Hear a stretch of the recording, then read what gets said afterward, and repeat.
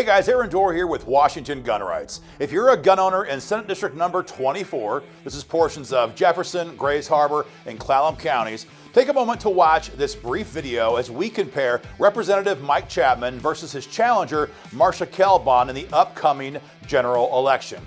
Guys, it's been a tough couple years here in Washington State in the fight for the Second Amendment. Everyone knows that. Inslee has done tremendous damage to our gun rights, most especially by passing his so-called assault weapons ban, and we're still working to overturn that in federal court. But these commies are not stopping. They're not done with what they've done so far. And the agenda they're pushing in 2025 would make things much, much worse for gun owners here in Washington State. So it's critical in swing seats like this one that we send a message that politicians who vote to attack our gun rights and then protect violent criminals by extension will pay a price at election time. Now guys, we cannot tell you who to vote for in these videos. What we will do is give you guys the information you're looking for to make your own most informed decision. A brief programming note: because of the laws here in Washington State, Washington Gun Rights cannot boost this video on social media platforms. We cannot spend our donor dollars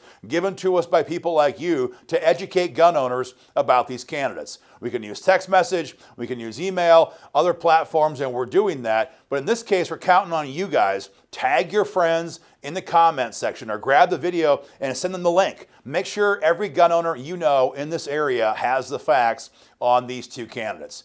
Now, in this case, it's an open seat race. We're going to begin with Marcia Kelbon. She is the Republican nominee in this race. Marcia's been around for a very long time in the district. She's very well known locally, and she's been very public on social media in her opposition to Jay Inslee's gun control agenda for a very long time. A while back, she was very publicly opposed to the gun registration bill, the expansion of gun registries. That was HB 1902. She was very public this year in opposing one of Inslee's bills that requires gun sales, FFL transactions, to take place on a video camera. And the problem with that is it doesn't stop violent criminals, but it's a very expensive, very cumbersome operation for a mom and pop gun store to undertake. And so as a result, they simply go out of business. You and I have less places we can buy firearms. And again, the criminals run wild. So to see Marcia Kelbon publicly oppose gun control has been very encouraging. You can go to her website and check her out. She's definitely opposed to the leftist agenda here in Olympia, and she's very solid on these issues. That's a brief recap on Marcia Kelbon. Now, Mike Chapman is the Democrat nominee. He's been in the House for quite some time, and that means there's a long record of gun control that we have to briefly tell you guys about. But I want to be clear on this. We're going to mention his previous votes for gun control, but what's worse, in our opinion, is the agenda items that are coming here in Washington State as early as January if these commies have the chance. Let's recap. Number one, Mike Chapman was a yes vote on Inslee's AR-15 ban. It banned ARs, it bans the sale of 60, that's 60, similar firearms, does nothing to stop violent crime, and only lessens our ability to defend ourselves against criminals and have a weapon in defense of or in opposition to tyranny. Let's be honest, that's what the AR-15 is all about. It's the most popular rifle in America, the most popular rifle in Washington State, and the government hates the fact that we are well armed. They want unarmed serfs, and an AR-15 represents freedom. They hate it. That's why they tried to stamp this out, and Mike Chapman was a yes vote on that law. Number two, Mike was a yes vote on the law that banned so-called high-capacity magazines.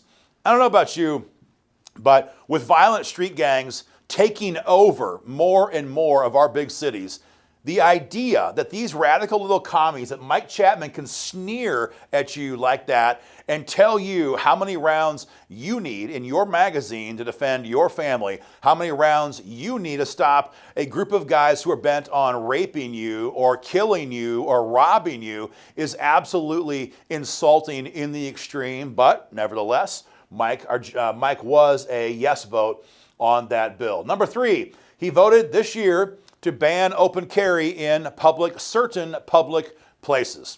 In the Supreme Court Heller case, 2008, and again the Supreme Court Bruin case, 2022, the court referenced sensitive places as an area where the government has the right to restrict guns, places like courthouses and jails.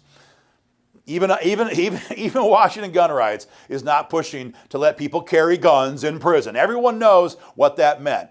But what Inslee did and other blue state commie governors did was say, oh, we'll declare big chunks of our state as sensitive locations and we'll make guns illegal there. That was a thought process behind this ban on open carry in certain public places. And you might not be an open carry fan, and that's totally fine. The point here remains, it's one more law that only demonizes gun owners. It only gives the government the option to come after us with criminal charges, and it will not stop a single violent criminal. That was number 3. Number 4, Mike Chapman was a yes vote to ban and heavily regulate homemade firearms.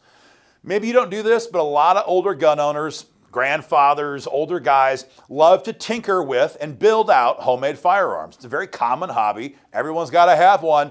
And what this law did was made it that much more difficult and required registration schemes. And it's borderline outright banning the practice of making homemade firearms. And again, this might not be your personal cup of tea, but criminals are not going to be impacted by this law. It only, again, gives the government one more way to come after law-abiding gun owners. It's complete crap. Now, because of, I forgot, number 5, Mike Chapman was a yes vote on a new law that creates penalties against you if your guns are stolen. What does that mean? This thing basically says if you come home from vacation with your family, you pull in the driveway late at night, you go to the back door of your house, it's been kicked open. Some thug or group of thugs have broken into your home and they've stolen your guns. You got a lot of things going through your mind right now, at least I sure would. Number 1, are they still here? Is there violent criminals inside my home right now? That's one consideration. How about, how do I secure my home once I know the bad guys are gone? The door is broken down. The door frame is shattered. I got to deal with that. Number 3, got to call the insurance guy to try to get a claim made on my guns. As you're going through this process, if you don't call the police fast enough to please Mike Chapman, you're now possibly facing criminal charges because of the law this guy voted to enact. Again, it's another way. They're doing nothing to actually stop violent criminals. They're giving the government one more way to attack you and me and other law-abiding citizens. Because of all of these votes for the entire gun control agenda being pushed by Jay Inslee and Bob Ferguson, Mike Chapman has the personal endorsement of Bob Ferguson. A lot of commies in Olympia, a lot of folks voted for gun control, not very many that got the personal endorsement of Attorney General and potential Governor Bob Ferguson. That's a very bad sign for gun owners. All of these votes and the endorsement of Bob Ferguson personally lead us to believe that when it comes to future gun control, Mike's going to vote for every single bit of it. What does that look like? Well, number 1 is ammo registration. This is moving very quickly in blue states. California has it in law. New York has it in law. It's coming quickly in Illinois, and we're told it's going to be filed early in 2025. And what it would do is require you to go through a background check and register every round of ammo you buy with the state police. So it'd be a crime, in other words, for you to sell your buddy a box of 22 shells. It'd be a criminal offense. Now, this comes from the same radical lefties who've backed the Kamala Harris-Joe Biden policy of our open borders that have let 10 million plus foreign nationals pour into our country. We know for a fact, because the DHS says, we have thousands who've been convicted here in America of violent crimes, murder,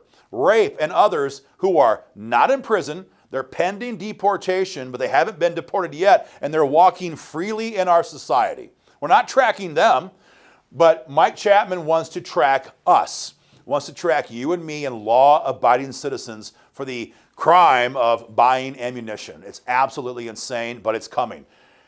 And the big one, mental health exams for gun owners. We fully expect that Mike Chapman would vote for this bill to make it a requirement to submit to a mental health exam to buy a gun.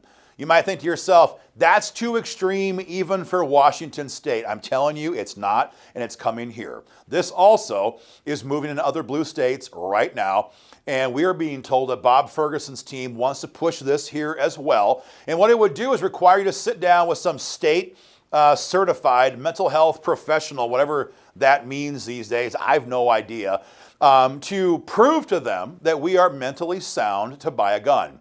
So what does it mean? How do you fail the test? I have no idea. If you tell them that Bob Ferguson's a crazy tyrant, if you believe that Jay Tyrant is a madman, if you say that you love the Second Amendment, you love freedom, you believe that a free people should be armed, does that make you deficient? Well, in the eyes of a Bob Ferguson approved mental health professional, yeah, it probably does. And if you don't pass this bogus test, your gun rights are gone. This is what dictators all last century did to their political opposition. They deemed them mentally unfit and did truly horrific things to them and to their families. That's the same idea behind this bill. Anybody in their mind who wants to buy a gun must be mentally deranged. Now, they're not going to examine the 400-pound dude who pretends to be a woman who wants to read books to your 5-year-old in a public library. That person who clearly needs a mental health check, they're not going to be required to go through one. But you and I, if you want to buy a gun, have to sit this bogus exam, so-called exam, to buy a firearm. I'm telling you, these are the things that are coming in Washington State very, very quickly. And based on all of his votes so far, we are 100% convinced that Mike Chapman would vote for these if given the chance. Guys, that's the recap on these candidates. The gulf between Mike Chapman and Marcia Kelbon could not be wider. One absolutely supports the Second Amendment, and one absolutely is a statist who believes that all of us should be disarmed one way or the other. Guys, do me a favor. Again, we cannot boost this video on social media. So tag your friends in the comment section or send them this video, whether you're watching on YouTube, Facebook, X, or some other platform, and make sure everyone has the facts on these candidates. And for heaven's sakes, whatever you do, Tuesday, November 5, get out there, grab your friends, grab your family, grab your coworkers, and make sure everyone goes and votes pro-gun. Again, Tuesday, November 5.